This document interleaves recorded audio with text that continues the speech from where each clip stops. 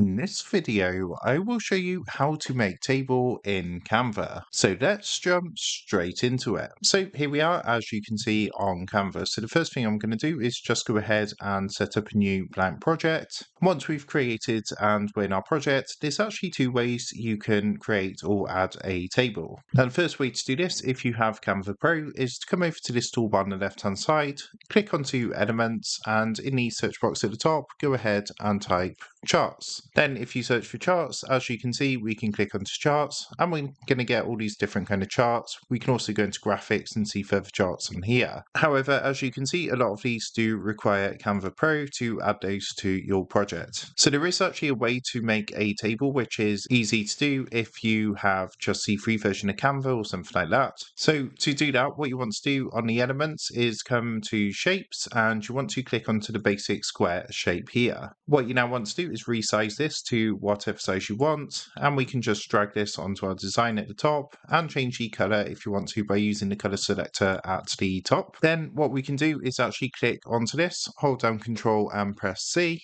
and Control V to make some copies of these squares. Then we can just position these just like so on our project, so we can make these next to each other so we can start creating our table. Now once you've added a row of these, what you can do is click onto one of these, and then if you hold down shift you can actually select all of these first ones, and then what we're going to do is Control C and Control V to copy the lines. We just want to basically reposition this, as you can see, like underneath, and again we just repeat this process. So Control V to paste. You just keep going through to make the table as big as you want. So that's how to make a table in Canva. With that being said, I hope this quick tutorial did help you out today. And if this did help you out, I would really appreciate it if you was to consider dropping down below the video, leaving a like, and also subscribing to the channel. With that being said, I just want to take a minute to thank you guys for watching this quick tutorial, and I will see you in the next video.